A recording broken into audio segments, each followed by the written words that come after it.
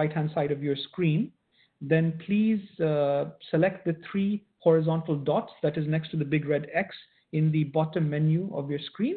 And from that, you should be able to access the Q&A feature. And if you have any technical issues, then you can use the chat feature to speak to one of the organizers. My colleague Johanna is there to address any technical matters. And the chat feature can be accessed by selecting the chat bubble icon in your menu that is accessible near the bottom of your screen. It looks something like the WhatsApp icon as well. And if you don't see it there, then you can select it from the button that has the 3 horizontal dots. And finally, ladies and gentlemen, I want to remind you that we will be sharing a recording of this session to all registered delegates.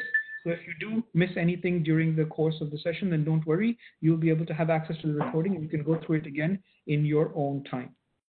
So with that out of the way, let us get started. And I would like to start by first introducing Mr. Syed Muhammad Umair, who is the SVP and Head of Wealth Management at Emirates Islamic. Syed Umair manages the bank's largest deposit portfolio, being its private banking and priority banking segments. And he sets out with his team the strategy for the Sharia-compliant wealth management strategy for the bank's high net worth, affluent, and emerging affluent customers across the UAE. So without further ado, I would like to hand over to Mr. Syed Umair to deliver his opening remarks. Syed, over to you. Thank you, Mustafa. Assalamu alaikum, everyone. Good afternoon. Ramadan Kareem to everyone. It's my pleasure to host all of you who've been able to join this webinar event. In light of what the difficult situation we've been going through for the last 2 months, approximately, I think our philosophy in our business has been that during these difficult times, our role needs to be that we need to be closer to our customers by being in regular touch with them and also guiding them through what the turbulent times have been in the global markets for their wealth management strategies or portfolios. And as such, how we can advise them to be able to navigate these challenging times. And in light of one of those objectives, we had organized this webinar to be able to share with all of you what are our thoughts, what are our recommendations. Our team from Emirates NBD's Chief Investment Officer team are here, and they'll share with you some of their insights and approaches, what they recommend. And at the end of the day, I hope that this event will be useful for all of you. And we will take a cue, and the learnings and your feedback will be very important for us to tailor such interactions with you as we go along, because it's clear that the old way of doing business may not come back as quickly as we hope. So in line with adopting to the change what we're going through, one of our key philosophies is to be a more digitally focused environment, more digitally focused bank, but at the same time being very close to our customers. And as such, we'll use these events more frequently, or this format of events more frequently, to be interacting with you and to be able to share with you our thoughts and insights. So without further delay, thank you very much, everyone, and I hope this is insightful for you, and I'll hand it over to Maurice from our CIO team. Thank you. Thank you very much, Umair, for those opening remarks. And I think you really hit the nail on the head when you mentioned that this is the time where we need to be closer to our clients. Our clients are facing a lot of uncertainty in the market, and they're looking for advice, they're looking for guidance, and they're looking for a partner that can work through that with them. And it's very heartening to see Emirates Islamic and Emirates NBD Group taking these initiatives to stay connected during these difficult times. So we will now move on to the presentations, and I would really like to take this opportunity to introduce our panel of speakers for today. And we're very privileged to have the investment team from Emirates NBD Group, led by obviously Maurice Gravier, who is the Chief Investment Officer at Emirates NBD and has over 20 years of investment experience with leading international asset managers, private banks, and family offices. His presentation today will focus on the global investment outlook and context for the rest of the sessions. We will then be joined by Ms. Anita Gupta, who is the Head of Equity Strategy for Emirates NBD Group CIO Office. She has over 30 years of investment experience built across asset management, proprietary trading, and wealth management. And she will be sharing insights on equity strategy for investors in the current environment. And finally, we will be joined by Satyajit Singh, who is responsible for fixed income strategy at Emirates NBD Group CIO office. He has over a decade of investment experience with international banks and trade rating agencies, and he will be presenting on fixed income strategy. So let's kick things off. And I think before we move to our first presentation, I would like to ask the host to open up the first polling question. And you can respond to the polling question from the screen on the right. And our first polling question really talks about your perspective for the performance of what you think a moderate portfolio will perform this year. And we've given you a reference point. You know, the performance of a moderate portfolio in 2018 was about -4%. In 2019, last year, it was positive 14% and really performed well towards the end of the year. So we want to get an understanding of what you think the performance will be. Is it going to be a very, very challenging? I mean, we all assume it's going to be challenging here, but will we bounce back or not? Will we have negative double-digit decline in a moderate portfolio, in the performance of moderate portfolio? Will we see some consolidation later in the year, the decline being somewhere between 0 to -5%? Will it be flat, close to 0%? Will we see a modest gain, perhaps in the next few quarters of the year? Or for the extremely optimistic audience members amongst us, do you expect that it could possibly go into double-digit growth for this year? So I would ask you to please submit your questions. And I think once the timer is done, if we can have the organizers please put up the results of the questions on the screen. And we can see what the audience's perspective is on the performance for a moderate portfolio in 2020.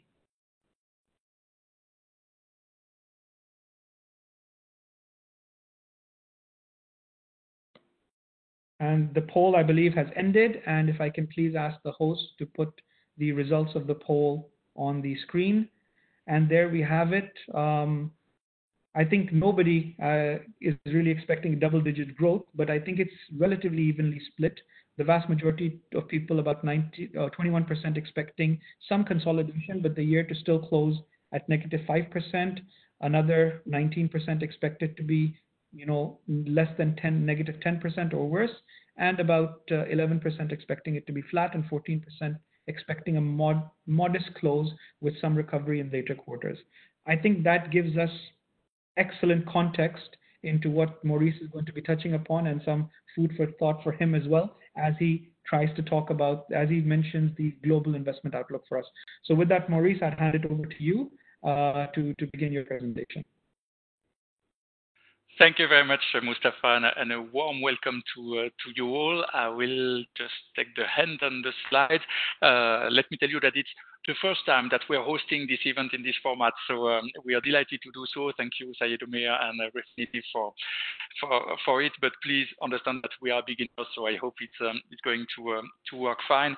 Today we'll speak, of course, about our key views for 2020 in this very particular context. But as this event also replaces our traditional year ahead event that we couldn't hold in February, I will start by quickly telling you, we always do that, what we have said in 2019 and what happened. So let me go directly to that. Again, take the slide. So 2019, I will be quite quick on that, but we started 2019 with some concerns on the decade that we felt could be difficult, but we were constructive for the year. We were positive on equities, on gold, on emerging market debt, and we thought that rates were too low in government bonds. So what happened? What happened in 2019? Looks like it was ages ago, but it was a fantastic year. Equities were up 28%, gold was up 18%, emerging market debt and sukuks did better than developed markets counterparts. We were just wrong on our view on rates, which were lower because central banks unexpectedly cut rates. It was 2019, of course. In that context, we had fantastic performances. There is no other word. Double digit, our three profiles, cautious, moderate, and aggressive, were up 11, 14, and 18% in 2019. It was, of course, great numbers in absolute. Now, was it better than our competition? Because, again, we always want to be very transparent and compare ourselves. Actually, it wasn't. If we take our international competition, our numbers were similar. And to tell you everything, it is our aim. The way we do wealth management in ENBD Group and in Emirates Islamic is that we think that we have to protect your capital better in difficult times and be as good as others when markets are good. So that's why on this chart you can see in 2019, compared to international competition, the Morningstar category, we were in line with them, but in more difficult 2018, we did much better. And that's what we want to do. So 2019 was done, 11, 14, 18, fantastic numbers, and a bit too much. That's how we ended the year, because on this slide, if you can see it, it is our strategic asset allocation. Let me spend 20 seconds on that. You know your investment profiles. When you discuss with your relationship manager at Emirates Islamic or ENBD, you will end up saying, oh, you are cautious, moderate, and aggressive. What does it mean? For us, we build this mix of optimal assets to protect your capital. For us, a cautious, moderate, aggressive won't lose money on 3 years, 5 years, 7 years. That's what we want to do. And under this condition of capital preservation, we will deliver the best possible return. And we quantify it, and that's where I wanted to go. Our quantification, our estimates for what you can expect in the long term for this profile are 4, 5, and 6%. So last year with 11, 14, and 18, we told ourselves maybe we've been a bit too far. So that's why our global investment outlook for the year was titled Back to Reality. We were expecting markets to come back to the reality of fundamentals and to be less good. But what we were not expecting was, of course, that, the COVID-19.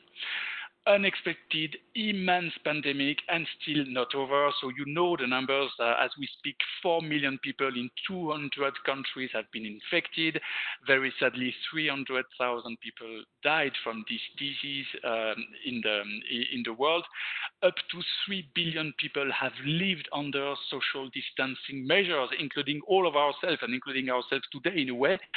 The impact on the economy has been simply the sharpest collapse ever. In Q1 alone, in annualized rate, the global economy, the GDP, has lost 12% in annualized rate. It had never happened before. It will hopefully also be the shortest, and we'll talk about that with recovery, which is expected. But unexpected virus spreading exponentially in the world, huge economic impact, so of course, huge response from policymakers. And this is very important. Policymakers around the world had to do two things.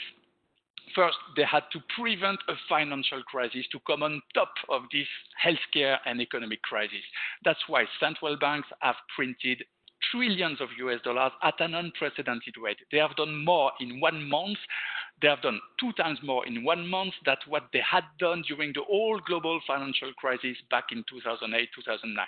Massive response. First, to provide liquidity to banks, to the economy, to avoid a financial crisis, to markets as well, but also to provide governments with cheap funds so that they can mitigate the impact. The idea being that you have to avoid irreversible damage being done to the economy, which is permanent job losses.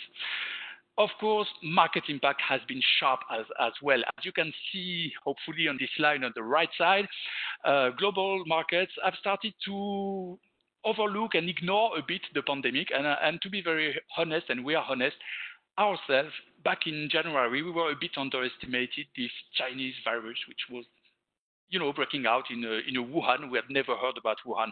But then suddenly when markets realized that it was a global pandemic, that it was an issue, markets lost 30%. 30% in 3 weeks. It was the sharpest fall since 1929, the Great Depression. We had never seen such a drop. But after that, as you can see, again on the right, when the response came, markets recovered. And they are kind of drawing the V. I don't know if you see me, I'm drawing a V, which is what we hope the shape of the recovery will be, the V of the victory on the virus, but for sure we also have volatility, many Vs everywhere. On the left side, you see where we are now at the end of April, the performances year to date. It's not good, of course. Only the most defensive assets, gold or cash, are positive, but it's not desperate. You see, global equities are down 12%, emerging markets 17%. It's not nothing, but after the performances of last year and given what happens, it might look a bit reasonable. So, what to expect? This slide is a bit complex because we wanted to keep the messages that we sent out in January. Because again, we are responsible for what we say. We won't change our mind all the time. There are three parts. The long term, simple. Nothing has changed. We keep on thinking that our long-term asset allocations work. You should not try to time the market. It doesn't work. It's impossible in the short term, and you should be diversified. Bottom part, your portfolio. I will let my colleagues tell you in which themes, segments, and securities invest. I take care of the one in the middle, which is what to expect this year, how to position. 2020, we had three messages. First, expect moderate return. We expected 4 to 6% positive before the virus. Now we expect mid-single digit negative performance, anything between -2 and -8% for our profile for the year. That's our expectation, and that's the only thing that we have changed in our conviction. Second message, be flexible. We were expecting and still expect and see volatility, and when you are a long-term investor, volatility gives you opportunities. Third message, favor emerging markets. This is a long-term conviction for us, but it's as true as ever now. So let me come back to the first message, the one we have changed. We expect mid-single digit negative performance. What do we need to have markets recovering? We need three things. First, we need the pandemic itself to be under control. That's the only real catalyst that we all need to see the economies reopening, people resuming normal life and work. Second, we need the policy response to be big enough to bridge the gap between now and the normal life, and we think it's going to happen. But third, and that's something that many people forget, we also need markets to have a reasonable valuation and to take into account the risks and not only the perspective of a huge, strong recovery. So let's start with the pandemic itself. Where are we? Of course, the pandemic has started in Asia and then it moved to Europe and then to the Americas. So it's interesting to see where these different places are now. It all started in China. So the impact on Chinese GDP, Chinese economy in Q1 was absolutely huge, minus 34% in annualized rate. The good news is that the recovery has started in March in China. We are positive on the economy in China for March, and it accelerates in April. We have seen a huge positive surprise on China's exports numbers in April. Yes, the export, it was up 3%, while everyone was expecting a double-digit drop. It gives us hope. It shows that you can live with the virus and that you can escape. Now, Europe in the middle was hugely affected in Q1 because in March everything was closed, and so was it in April. So the impact will be on Q1 and Q2, but it is reopening. That's the good news. We've had Germany, Austria, Sweden reopening gradually for weeks. This week we have France, Spain. The UK will start lifting some restrictions from Wednesday. So it's happening. Then the US, the largest economy in the world. The peak of the pandemic has probably not been reached yet, but there are huge pressures to also reopen the economy. Interesting example, today you might have seen that Tesla's chairman and founder, Mr. Elon Musk, has decided to reopen its factory in California, even if the rules of the lockdowns don't allow for it. He said, okay, arrest me, I don't care, we will reopen the economy. And that's what is happening. So that's why on the pandemic itself, we know that lifting the restrictions will mean more infections, but we think that it is what is going to happen. And our assumption is for most of the restrictions being lifted for the summer, we said, and it's happening now. April should have been the worst month of the worst quarter of the last 50 years, and we think that from there we will have a recovery. So back to our first message. What kind of return can we expect? There are three pillars in every single investment decision that you make. First, it's what's happening, the economy. Second, the valuation, what is priced in. And third, at the end, sentiment, positioning, technical factors that move the market day after day. So the backdrop, we've said it, yes, we'll have a big global recession. We think 3% is what the global economy will lose. It's what the IMF says. It sounds reasonable, and we expect a recovery starting in H2. We are confident that the monetary and fiscal responses are big enough. We're talking about 6 trillion balance sheet expansion, $6 trillion in the world, never seen before, 4 trillion budget deficit in the US to fund this stimulus. It will be enough. So you could say, okay, you expect a recovery in H2, so maybe you should buy. The point is that what are the markets already pricing in? And this is where we have an issue. Valuations look optimistic. Markets have recovered. You have seen this V, and developed market stocks are a bit above what we think are their fair values. And I will elaborate a bit more on that. To take our decision, we build a scenario, and then we calculate fair values. Where should the asset trade in our scenario for the end of the year? And this is what we use to do our allocation.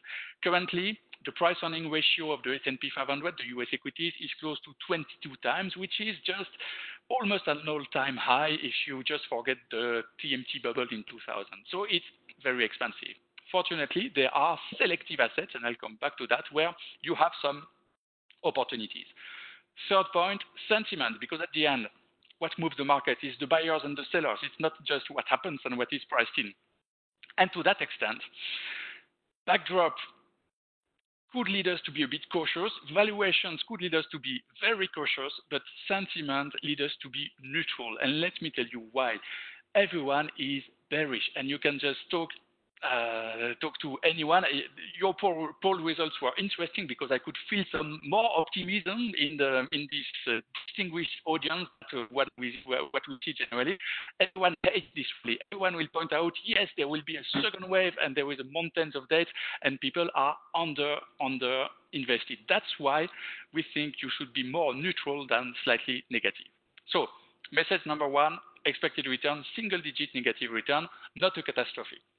Second message is about flexibility. As I told you, there is volatility. There will be more because when you lift the restrictions, you have more infections. That's as simple as that. That's how it works. It's natural. We, even ourselves in the UAE, where the crisis has been managed incredibly well. You see the number of deaths per million inhabitants in the UAE is 20 times lower than in the UK. It's just fantastic. But even us, we've seen some restrictions are lifted and the number of new cases are slightly higher. So yes, people will be scared and say, oh, there is a second wave. There will be an even bigger recession. Another risk, we have geopolitical tensions rising between the US and China. Yes, it's an electoral year and Mr. Trump has to find someone to blame. So this will also create volatility. US elections themselves, what if Mr. Biden is elected president? Maybe would he come back on the huge tax cuts that Mr. Trump did 3 years ago, and what impact could it have? I'm just telling you that there are many risks. They are identified, and if you want to protect yourself from all these risks, it's simple. You don't invest anywhere. You just keep your cash under your mattress, and if you do that, you don't have any return. So what do we do for this risk? It's simple. We have a scenario. We calculate a fair value, and based on this fair value and what happens, if there is a risk, if it changes our scenario, we change our fair value. If it doesn't, we see if the assets are much higher or lower than our fair value, and we act. And this is what is on the right side on this slide. And frankly, I'm very proud to show you that. It won't happen to us every year, I'm afraid. But this year, what you see here, the volatile line in gray is the S&P 500 US equity index.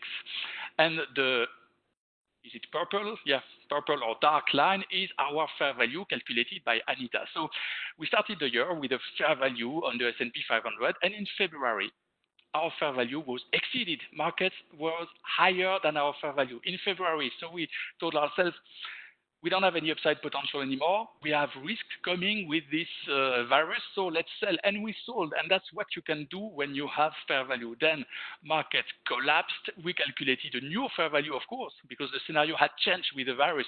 And then we found, oh, there is still upside. So we bought back the stocks that we had sold.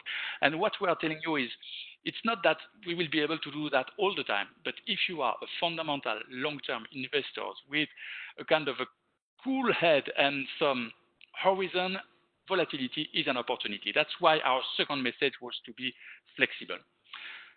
Third message, favor emerging markets. I will be quick on this one because I'm afraid I'm already exceeding my time. Same framework. We invest given what happens, what is priced in, and what is the sentiment and the positioning. It's very simple. Emerging markets backdrop, they grow faster. Look at that. IMF estimates, it's all the same source, that the US will lose 6% this year in its global economy, 6% in Japan, only 1% in emerging markets, and 1% positive for emerging Asia. They grow faster, better growth. Valuation, they are cheaper. The discount in price to book value between emerging market stocks and developed market stocks has never been that high, just never, while the growth differential is in favor. There is something to be corrected over there. This is also true, and Satya will tell you, for the emerging market debt instruments, should it be sukuks or bonds, where the risk-adjusted reward is better than in developed markets. Finally, is it crowded? No, it's not. Emerging markets are 40% of the global economy. They are less than 20% of the bond market and 10% of the equity markets. People don't own them. So that's something that has to correct. Now, you could tell me, this is beautiful, hopefully, very convincing, but it was true this year, last year, the year before, and emerging markets don't outperform. And it is true, because so far, emerging markets haven't outperformed, especially the US markets.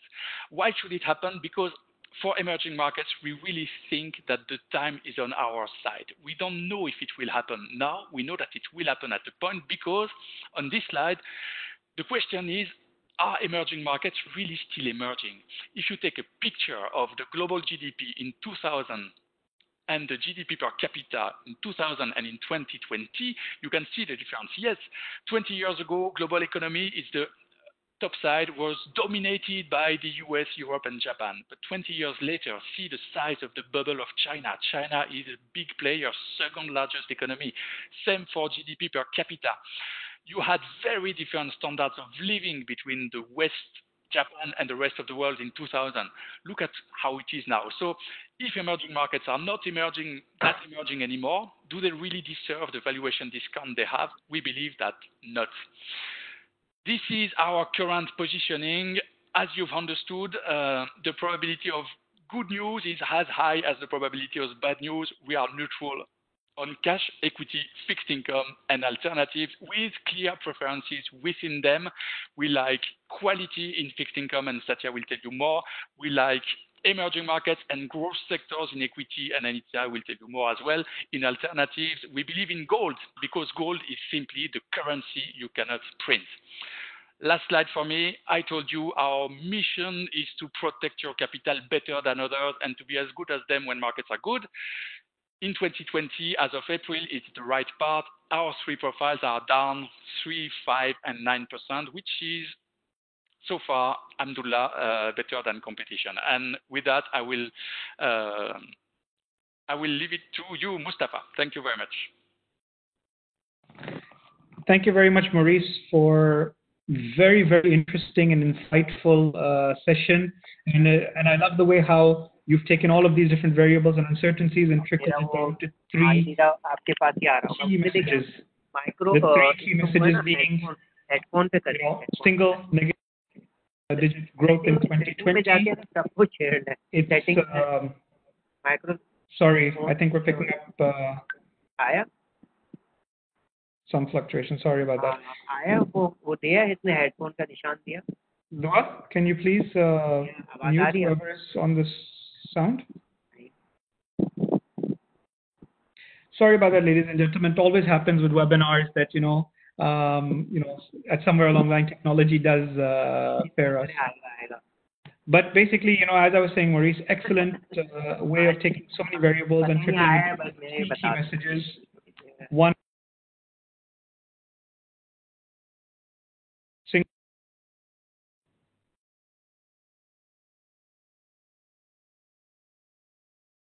Sorry, I don't think I'm going to tempt fate with that one last time. Single-digit negative growth in 2020. adopt flexibility, keeping in mind all the risks that we're going to be facing, and favor emerging markets. I think excellent overview of the investment climate. And with that, we can now delve deeper into the different asset classes. And before I introduce Anita for the equity strategy, we can now open up our second poll question and get the audience's view on that and link to obviously the equity strategy. So if I can ask the organizers to open it. And, over here, we want to know which equity segment do you favor for the rest of 2020? And we split this up between regions and sectors. And as we mentioned, you may favor multiple segments among this, but what I would say is that, select the one that you think is most relevant, that is representative of your view and your expectations of what is going to perform well given the current market circumstances in 2020. And I would remind you, choose one answer, click the submit button so that we can record your answer. And if everybody has done that, can I please ask the organizers to open up the results for the second poll question? And I think the results would form a very good segue for Anita, who can then start her session. I think we're just waiting for the audience to finish wrapping it up and for the organizers to issue the results. And again, the question, which one of the following equity segments would you favor for the rest of 2020? And I am just waiting for the results to kick in. And not surprising, technology sector and the healthcare sector have the significant lead. Technology sector with 25%, health sector with 35%, and health sector with 32%. And it's not surprising given how all of our lives have changed that these suddenly become the two most important segments that everyone is keeping an eye on. And I think with that, Anita, I would hand it over to you to run us through the equity strategy part of the session.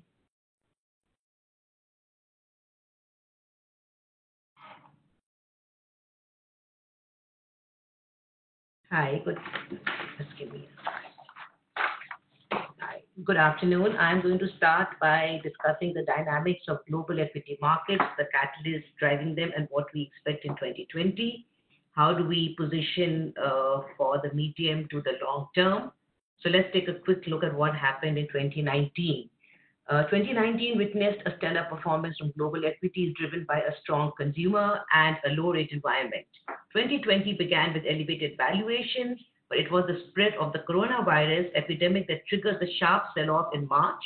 Lockdowns in China started in January, and that was the first major economy to slow down and has also been the first to pick up.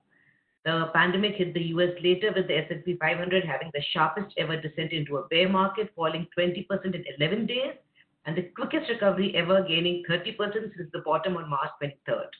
Equity market performance in 2020 has followed the pattern of lockdowns as business shutdowns directly impact economic growth and company profitability. Markets have, however, quickly recovered as record central bank monetary action has been supported, and more recently, hopes of a cure or a prevention. 2020, in some ways, is a continuation of the 11-year equity bull run that we have seen so far. Developed markets are outperforming emerging markets. Growth continues to outperform value. In line with what the audience has said and what we also like, the technology sector remains the best performing after returning 47% in 2019. The healthcare sector, which has been held back for years on account of concerns on government action on pricing, is now in focus as health is of paramount importance. Consumer staples with essentials being stocked is also in favor. GCC markets, however, have not yet followed the recent global rally, with economies still partially shut down and with low oil prices affecting government revenue and spend. So how should we position ourselves now?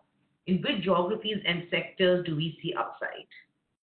As Maurice said, in the US, the S&P 500 is trading at 22 times forward earnings. That's well above long-term averages.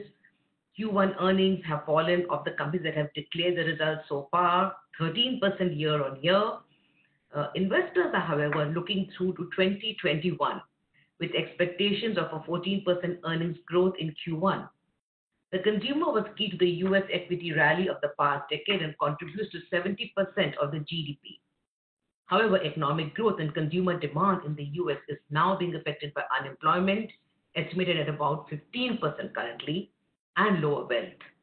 However, the US remains our preference in developed markets as it is home to the world's most profitable technology, healthcare, and consumer companies, which will ride the downturn much better than strong balance sheets. The FANGs alone have over $500 billion of cash and continue to innovate, as do the mega cap healthcare companies which spend billions of dollars on research every year. We are underweight Europe, which has a low weight in the tech sector and a high allocation to banks, which face a direct impact from any slowdown in economic growth. Asian economies too offer a very attractive opportunity as they should recover the fastest on account of the middle income cohort, which has growing consumption power and also because of their young demographics. They are also the only economies estimated to have positive economic growth in 2020. Thirdly, we need to be selective as the current rally is driven by multiple expansion and not backed by earnings growth. The timelines of resumption of economies is uncertain. We can debate a V or a W or a U-shaped recovery. Interest coverage and cash flow take dominance in selection of investments, as do the sustainability of businesses. Consumer dynamics are different in a world with lower demand for luxury items, less travel, less visit to public recreation facilities, and a wish to stay healthy. We see these three sectors as more resilient: technology, consumer staples, and healthcare, along with some specific themes in today's digitally connected world.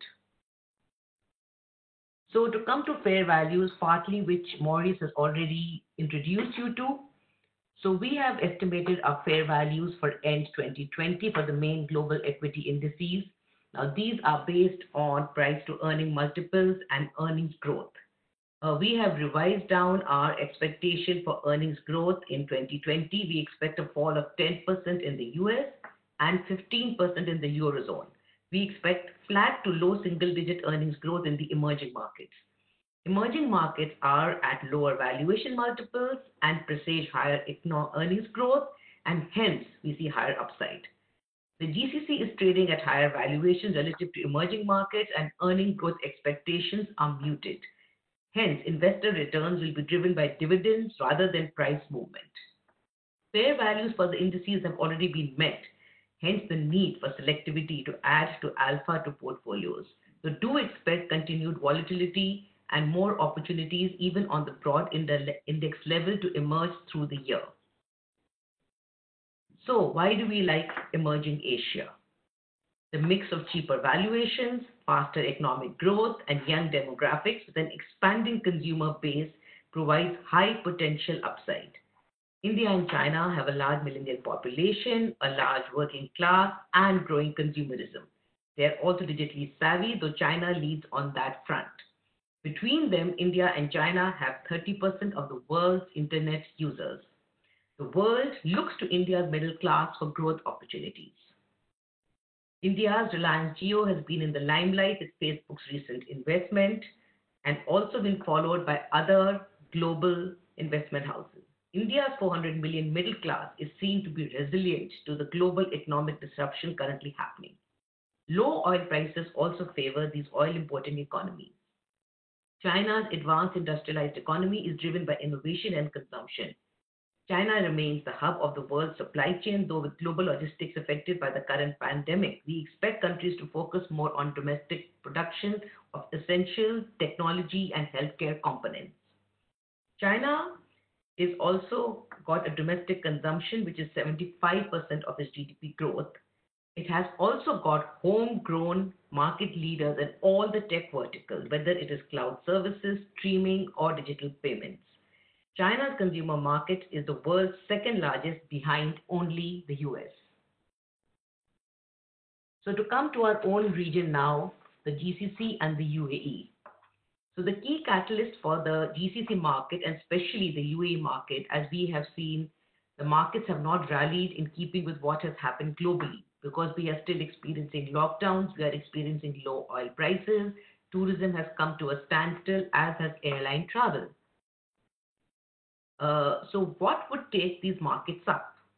Inflows from international investors and increased weight in the emerging market indices. Relaxation on foreign ownership limits is already underway. The Expo 2020, which has now been shifted to 2021, is likely to underpin growth. Low interest rates should provide a boost to businesses and consumers in the form of lower borrowing costs. At 0.65 times price to book, Dubai is at a 50% discount to broader emerging markets. Its dividend yield at 5% is among the highest in the world. Mergers of banks, as we have seen recently, ADCB, UNB, Hilal, are generating cost synergies. UAE banks are also very digital, which is very much in keeping with today's world, and are also adapting to the lower rates. What we are currently overweight in the UAE is the telecom industry, and the same goes for the KSA. There is increased use of data as consumers turn, as well as companies, to digital challenge for everything, whether it is selling goods or healthcare, and even for social interaction. The GCC's consumers, as you can see with the chart on the left-hand side, are among the world's most digitally connected and very savvy. Low trading volumes remain an issue, but what we are seeing is there is increased diversification away from banks and real estate, which form a large part of the UAE's current capital markets. ADNOC is a very good example. ADNOC is also keeping in pace with what's happening globally and what is required today. They have just opened 4 on-the-go neighborhood stations in Abu Dhabi, which are smart technology-enabled stations that allow customers to shop at the ADNOC Oasis convenience stores from their vehicles through a drive-through. We are also seeing the economies adapt to the requirements. We have seen the KSA come up with a number of measures to address their deficit, and all this should flow through into improved economies and improved markets by next year.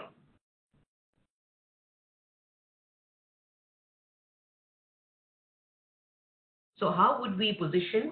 We've already discussed that. Maurice has also told you this. A number of catalysts are governing market dynamics today. There are a number of market drivers as well as a number of market detractors. What we would focus on is companies with resilient business models and systemic investing. Don't try and time the market. In a low growth world, we see investors focusing more on growth strategies over value. As you can see in that chart, quality and growth continue to outperform value over a 5-year period, and especially in 2020. For investors looking for yield, a number of companies in the healthcare and the consumer sectors do offer sustainable yields over 3%. We focus on sustainable because only companies that can service their dividend through cash flows are the ones that would be better for the long run. So let's look at what's changing for the consumers and what are the themes that we would look at today. So we highlight investment themes that have gained importance not only with social distancing, work at home and distance learning, but have also been the winners over the last 3 years. Genomics, of course, leads year-to-date returns, followed by the banks and gaming. But not only has brick and mortar, airlines and energy underperformed this year, they have also over the last 3 years generated no upside. So it's not that with the current change in consumer dynamics, new winners have emerged.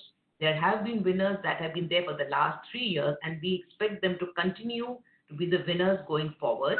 I'm now going to talk about our 3 main investment themes for the year and going forward, starting, of course, with technology and connectivity and social distancing. So when we look at the technology sector, cloud services, e-commerce, high-speed processor, digital payments, gaming, streaming, automation are all seeing increased deployment with the demand, with the work at home and the study from home guidelines, which are going to stay in place not only in 2020, but for some time to come. And until a cure or a vaccine for the virus is identified.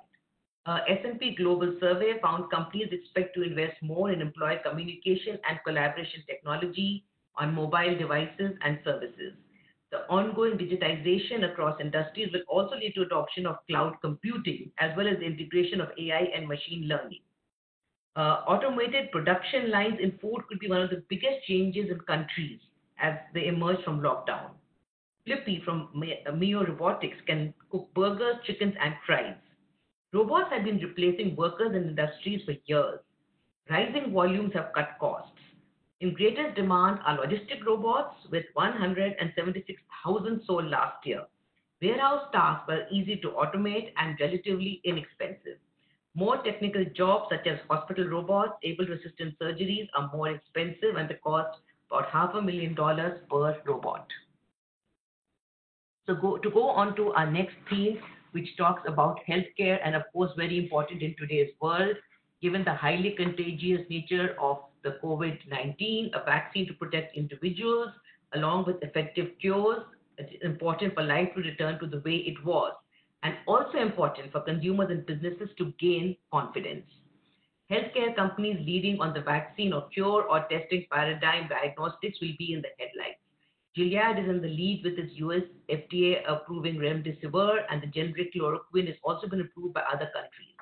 On the vaccine front, which is accepted on account of new genetic therapies, there are about 80 companies with possibilities. Effective trials necessitate a wait for at least a year. Other healthcare companies ahead on the vaccine production or testing paradigm include Pfizer, AstraZeneca, Roche, Novartis, Johnson & Johnson, and many others.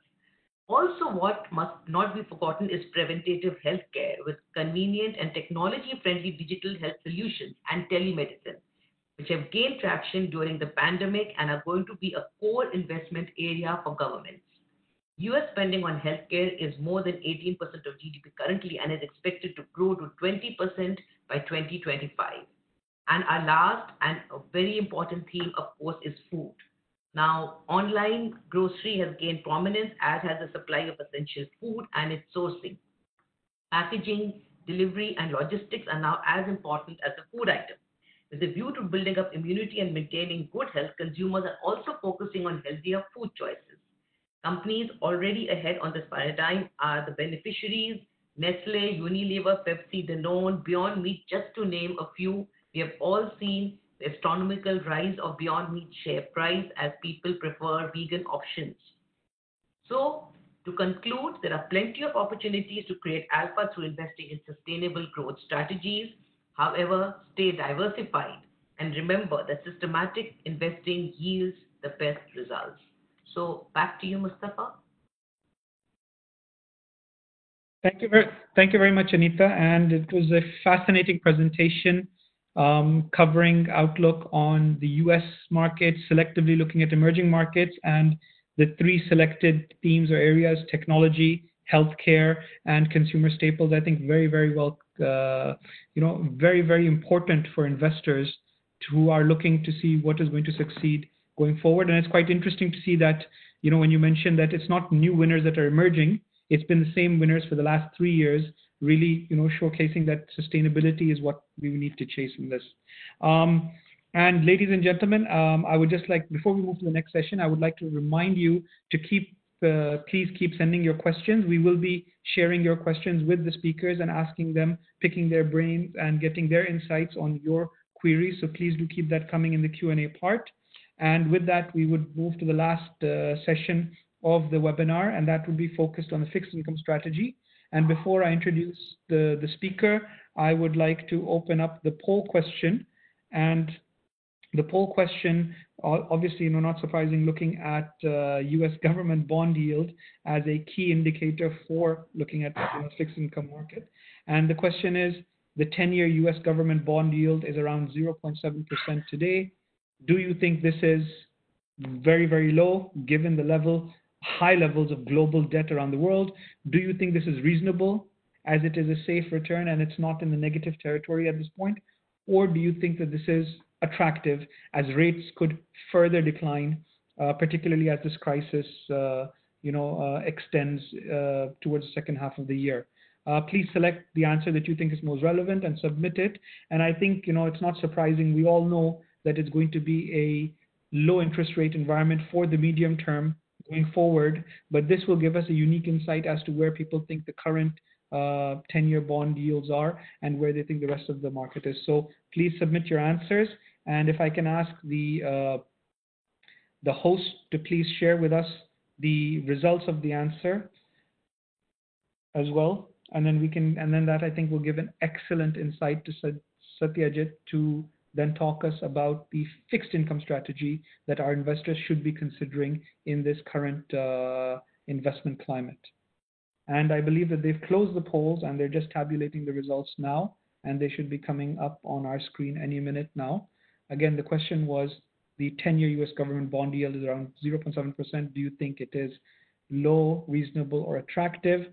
And I think 44% consider it to be very low, given the level of debt. That's interesting. And 29% consider it to be reasonable, and very few consider this to be an attractive rate, given that markets might go down to zero. So interesting results. And with that, Satyajit, I'll hand it over to you to go through the fixed income strategy part of the webinar.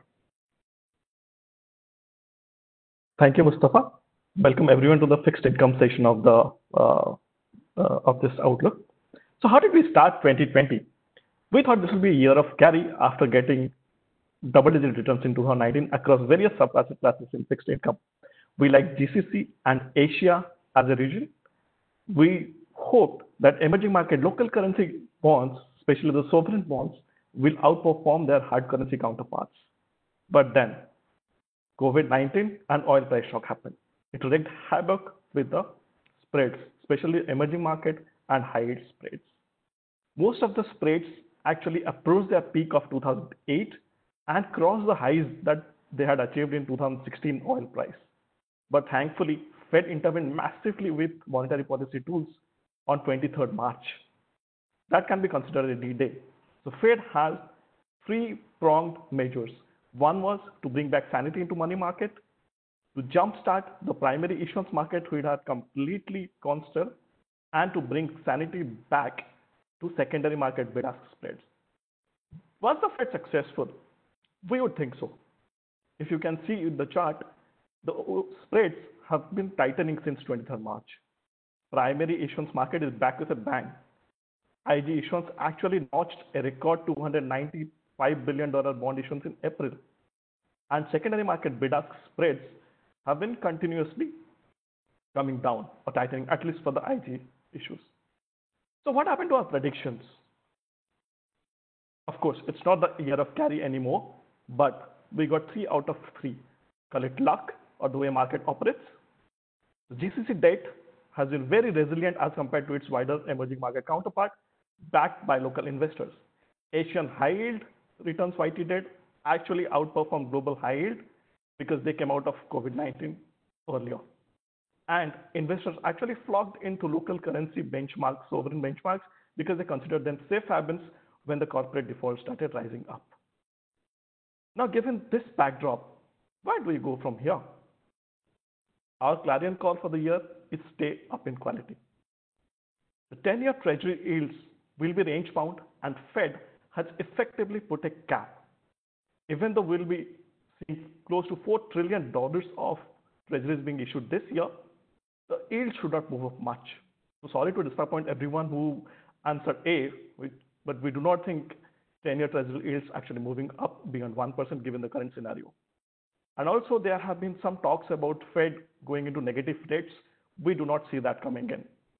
I think, or especially we think, that the benefits would not outweigh the costs to the US economy and especially to the banks there.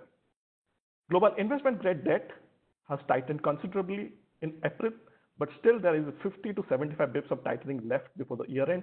That should give easily returns of upwards of 4%. Global high yield for the first time in several years actually justifies its name. But storm clouds are appearing in the horizon. You can talk about the US-China war of words increasing, or you can look at corporate defaults increasing. Actually, the corporate defaults number in the US have reached 50% of 2019 numbers and are expected to cross 2008 numbers. So that leaves us with emerging market debt and GCC debt.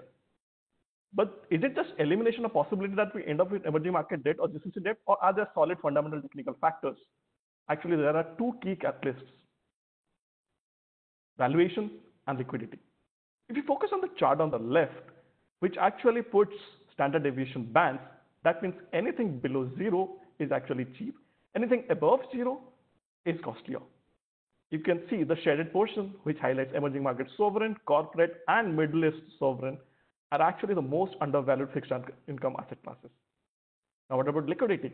Thanks to Fed's generosity, there is ample liquidity in the system. And there is a tight correlation between emerging market debt spreads and dollar liquidity conditions. Thanks to this liquidity, which has now shifted to emerging market asset classes, we have seen emerging market debt spreads continue to grind lower. So these two provide a very good technical and fundamental backstop to take some opportunity place in emerging market debt. And that remains our long-term conviction. But emerging market debt is not a very homogeneous collection of securities.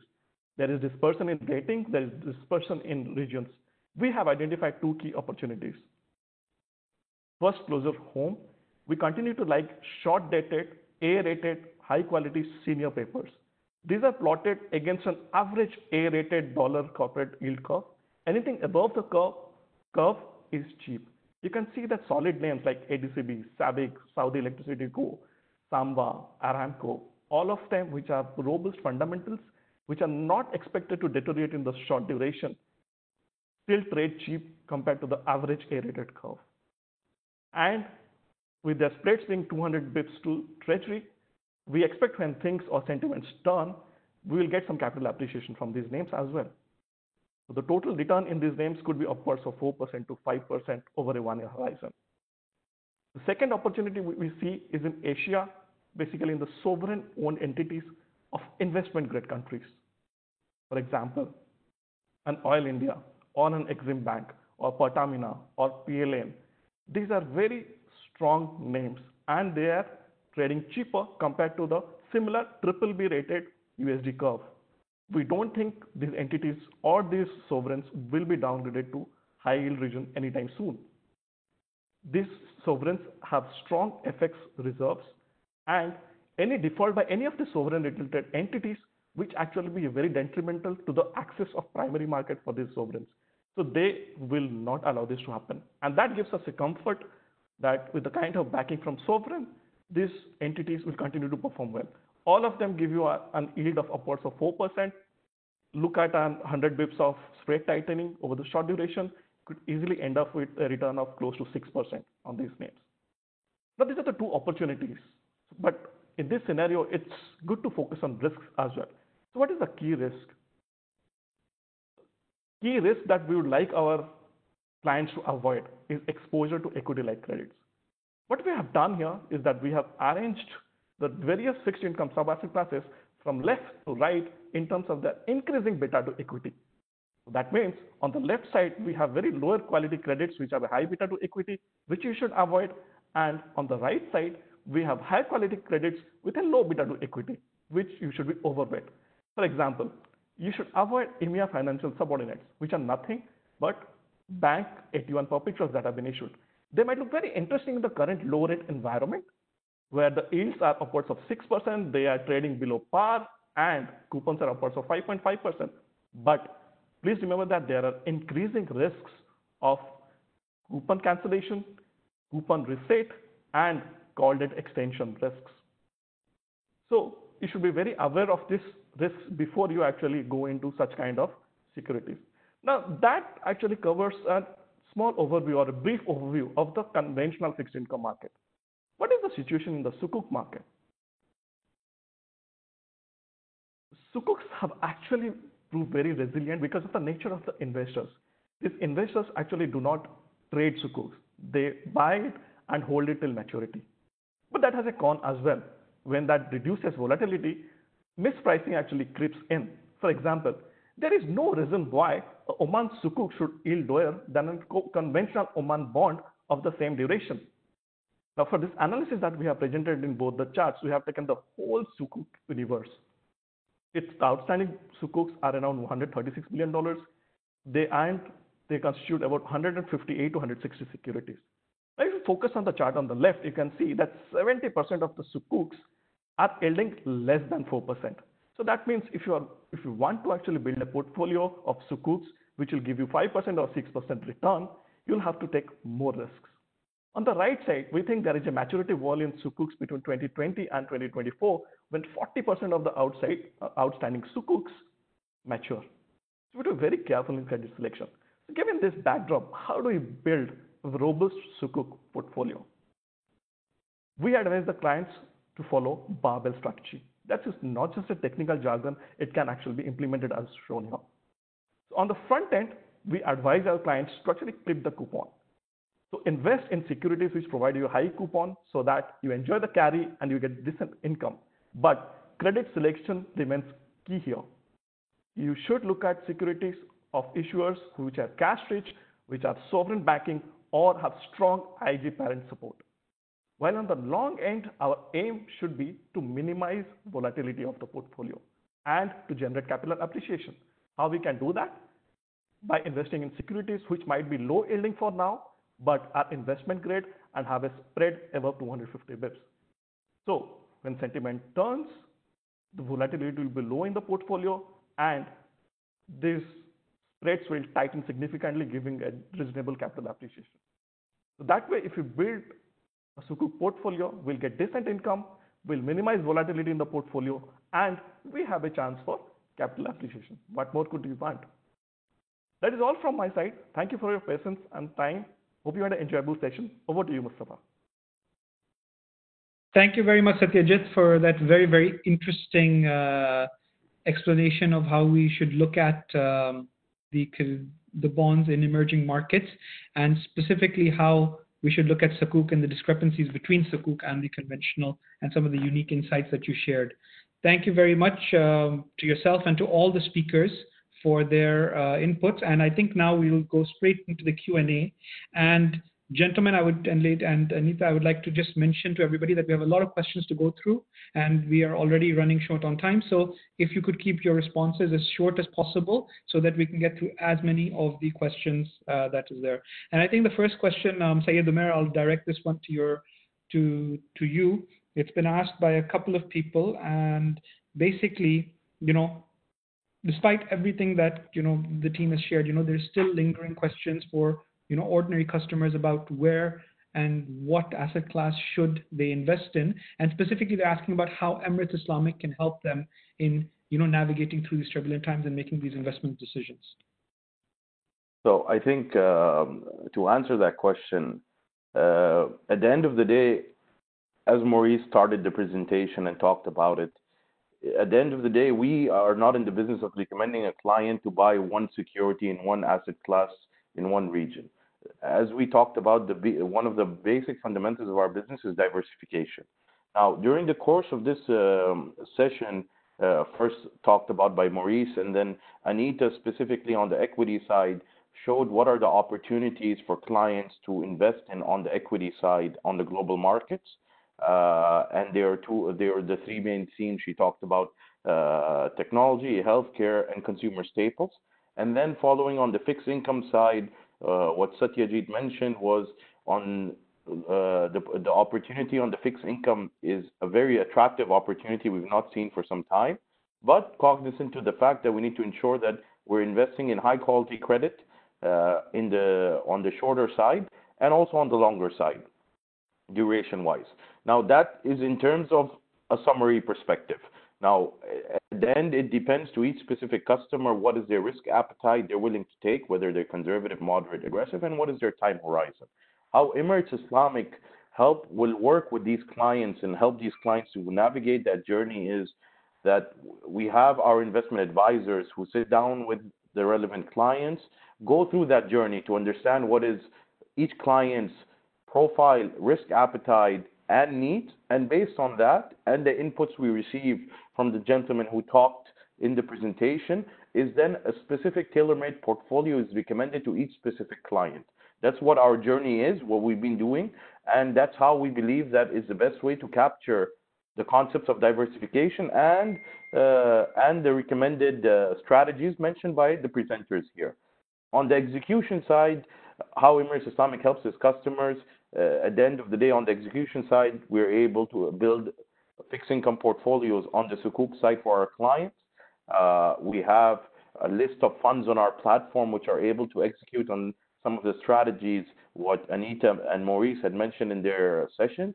And lastly, we had recently launched 3-4 weeks ago our global equity trading platform whereby our clients can trade in global markets the US markets, the UK markets, the Japanese markets on individual equities, from which they, on the back of that, they can build portfolios which are recommended and suggested by Anita and her team. So in a nutshell, those are the ways on which Emirates Islamic works towards helping their clients, and what are the specific asset classes or asset allocations clients should be holding at the moment. Sounds good. Expert insight and guidance facilitated by technology to help you execute on your strategies. That sounds very, very interesting. I think just leading on from that, Anita, there's a couple of questions that came in related to equities. One, not surprisingly, asking about your perspective on UAE-based equities. And I know that you covered a little bit of this in your presentation when you covered GCC outlook, but if you could talk about that. And another asset class that they're asking about, or not asset class, sorry, another sector is the aviation sector, airlines. And given the current crisis, is this a temporary blip? Is this going to be a long-term blip? What is the perspective on airlines as a sector within equities? If you could briefly touch on both. Okay, so Mustafa, so just to on the UAE, I already gave the clear catalyst. So at the moment, the UAE markets look very attractive because valuations are low, and you've also got a very good dividend yield. However, there are three forces in play against UAE equities. First and foremost, the most important is low oil prices, because UAE government spend is driven by revenues that come in from oil. Dubai less so, Abu Dhabi more so. Also, you've got tourism at a standstill right now, which affects the Dubai economy and the businesses. Also, you've got, airline travel also at a standstill. So with this, keeping all this in mind, even though valuations are attractive, even though the dividend yield is attractive, we haven't seen too many companies cut in 2019, except for the real estate sector. But since the index is largely weighted by a combination of banks, which are obviously bearing the brunt of low interest rates as the rest of the world, real estate sector, which is seeing some oversupply, we would wait for the catalyst of increased, investment from overseas, as well as, an increase in weight in the emerging market indices. So we see higher trading volumes before we were to add substantially. What we really like at the moment is the telecom sector, good dividend yields, as well as benefiting from data. So to go on from there, what's corollary is the aviation sector.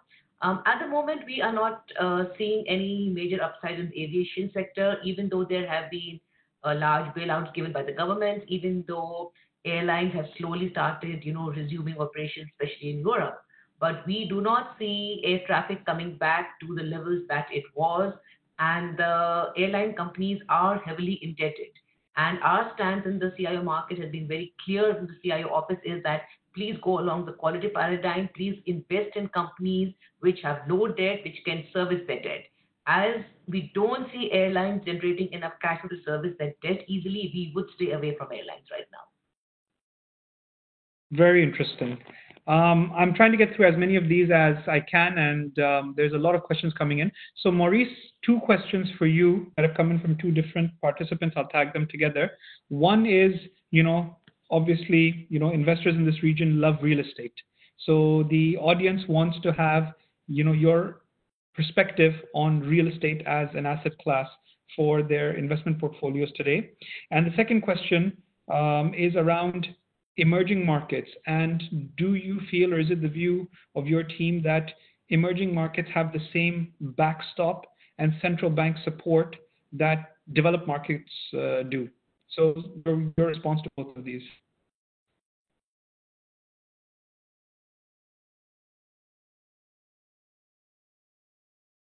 Maurice, if you could please unmute yourself. I think you're on mute. Yes. Can you hear me now? Yes, we can. Yes, we can. Oh, okay. Sorry for that. So, two very different questions. I will start with the real estate one, and we're always very transparent. I will make a distinction between our local real estate and the international real estate, because our local real estate, we are in a situation of oversupply. We believe in the long-term story, but frankly, for the coming 1 or 2 years, there is not much to expect, and I cannot be more direct than that. Again, we believe in the long-term story, but the short-term is challenging. As regards the global real estate, it's it's very interesting because global real estate has two features. It has a defensive feature because you own something, it's not virtual, and you get some rent, so you get some you get some yield. But it also has a cyclical feature because if you rent to companies and companies are in trouble, and Satya told us about the bankruptcies that are happening, you don't get your rent and everything goes down. I must say that we are currently slightly underweight in global real estate because if you really believe in the cycle part, you can have opportunities in equities, and if you really want something defensive, Satya finds better opportunities in the sukuks in the region. Now, the second question, and you told us to be short, I could write a book on that, hopefully. Emerging markets, the backdrop, and the central bank support. Of course, it is very different, and frankly, life is simpler when you are the United States of America, and that you can suddenly create $6 trillion like that. Life is simpler because you can have $4 trillion budget deficit. Can you believe $4 trillion of budget deficit this year? It's not an issue. The entire world wants US dollar. You can print them. That's something that others don't have. The ECB has it, the Bank of Japan has it, but arguably nobody wants yen except the Japanese. It has some defensive features. So when it comes to emerging markets, just 5 years ago, it was unthinkable for them to use their central banks to support the economy. It was unthinkable because it would have had an impact immediately on the currency itself, and they couldn't do it. But now things are changing. They are going this route. China is going this route partially, but there is a balance sheet expansion. They also have reserves. We have seen India, Colombia, Brazil recently has cut rates, which is something that they would have never done 2 years ago because the currency is vulnerable. But you have no choice. You have to support the economy. And if everyone is using the central banks in the same way at the same time, then the impact on currency is lower. Having said that, and maybe to conclude, the difference between DM and EM is that EM, they have this strong secular long-term driver of improving the GDP per capita, and for China, it's a transition to more internal consumption. For India, it's a matter of, going from 4,000 GDP per capita per year to maybe 8,000 or 10,000. China is 15, 20. The US is 80,000 or the UAE is 80,000. You have this driver. So it's a better quality of underlying growth. The US might grow. One day, maybe the central bank will print a lot of money to fund a big infrastructure plan, which could be the new deal of the US, which would be consistent with the idea of having the supply chain, back to America. We could see this, but that's built on debt, on an old economy. And we're not saying that the US will go nowhere or in a recession or whatever, but the long-term potential of emerging markets is much bigger. And in the short term, they have some support from central banks. I've been too long, sorry. No. Very, very interesting response, and I'm sure that's exactly the type of feedback that the questioner wanted. Satyajit, I realize I'm running through these fast, but I'm going to come to you for the next question. And there's a question that's coming up regarding your outlook on sovereign bonds and sovereign sukuk issuances, and specifically regarding the potential risk of a default or a haircut. So if you could just quickly comment on that and what your perspective is. So you can divide the sovereigns in the emerging markets into IG and HY players, right? So in the IG market, I do not see any imminent risks of default. So sovereign solvency is not an issue. Most of these countries have large FX reserves and have strong domestic economies. They can weather this storm. But it's a different task when it comes to HY sovereigns. Let's, for example, take into consideration the GCC HY sovereigns or the MENA HY sovereigns, right? There is Egypt, there is Bahrain, there is Oman. So Egypt, for example, so there are different intricacies you need to go into detail for each and every economy. We cannot just blanketly say that all of them are risky or all of them are not risky. For example, an Egypt, which is not dependent on oil exports and maybe perhaps a little bit of tourism, which gives 12% contribution to their GDP, is much more stable in current environment as compared to Oman, which has got a large fiscal deficit and which would require some kind of support, according to a lot of analyst estimates, in the next 3 to 4 year horizon, once it runs through its FX reserves to fulfill its fiscal deficit, right? When it comes to frontier markets, for example, take it as Sri Lanka or African sovereigns, for example, right? They have a lot more issues. They do not have the FX reserves that have been built up over the years, like Oman or Bahrain. And currently, they are running large fiscal deficit because of the economic shutdowns. Right? They would require some kind of compromise with either the bondholders or IMF has to come in to support them. Without that, I believe it will be very difficult for the frontier economies to sustain. That's why we have been telling that stay up in quality, even in sovereigns, only go for IG sovereigns. The yield might be lower than the frontier names, but there'll be a lot less volatility and there'll be a lot less heartburn at the end. Thank you so much, Satyajit. And obviously, what you're saying makes perfect sense in that every single market has to be looked at selectively to determine that. And this is why we have advisors like yourselves who can guide investors through this challenging environment. So, Maurice, I'll ask the last question to you, and literally 30 seconds. We had two questions here that I thought I would just ask. One is, we talked a lot about emerging markets, but we didn't really mention Africa as such. And what is your perspective on Africa vis-a-vis other emerging market regions like we've discussed, China, India, GCC, Asia, and others? That's one, very, very quickly. And then the second one, to close it off, a questioner asked about investment in gold versus equities. And you mentioned, gold as a safe haven asset in your presentation. And, obviously everyone encourages diversification, but if you want to briefly comment on that point and to close it off, over to you. Thank you very much. I hope I'm not in mute anymore. No, you're good. We are beginners in webinars.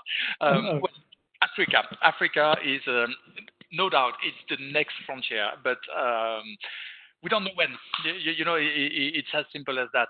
As long as we currently have and see opportunities in the most developed part of emerging markets, let's say the China, of course, the emerging Asia, which is running ahead in the story, we see opportunities there. So we don't spend lots of time on the most frontier, the emerging part of this universe. The time will come, but unfortunately, and that might be unfair, when you have this kind of big macro event, it delays a bit the time when it will change.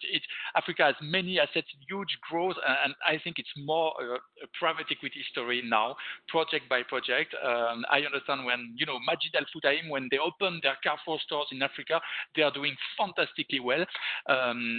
It's more this kind of things that having investors going into local shares now. Unfortunately, it could be different if we had a PE of 20 in China, but that's how it is. Second question, gold versus equity. You know what I'm going to answer. You have to have both because clearly gold will not give you yield while equity will give you an exposure to growth, and equities are you really have to have both. Gold is good when you have big shocks and when you have big inflation. One day, all these trillions that are written, we might come back in the form of inflation, of its currency debasement, and that's the time when you would like to have gold, and maybe even things like cryptocurrencies that we'll have to look at a point from an investment point of view. Probably too early, like I was mentioning Africa, but at least you have gold now. Gold is good against inflation and against shock. Equities is the exact opposite. If you have growth, the opposite of a shock, it's what will give you your return. It's not that much in the fixed income. We live in a low yield world. As Satya has described, it's also a call on human, activity, initiative, reactivity. Anita has highlighted the winners of the current situations. They are. The Nasdaq is positive year to date in 2020. Can you believe that? Yes, because they provide solutions. And finally, if you have a low inflation, low positive inflation regime, equity are a nominal asset. The turnover, the total sales of a company, and the profits, they integrate inflation. So you really have to have both, but currently please don't forget to have gold. Sounds good. Thank you very much for that. And I think with that, we've ran well over our time, but it's been a fascinating session. I would like to thank all the speakers who attended today, and I would like to thank all the delegates as well. And I would like to remind you that we will be sharing a video recording of this webinar. So if you missed any part of it, or if any of the content, we know we went through a lot, if you want to go through it again, then you can do that in your own time. With that, I would like to thank you all very much. And I hope that you all remain safe and your families remain safe in this difficult time. And we hope to see you again on our next webinar. With that, Assalamu alaikum and have a good afternoon. Take care, everyone. Bye. Thank you.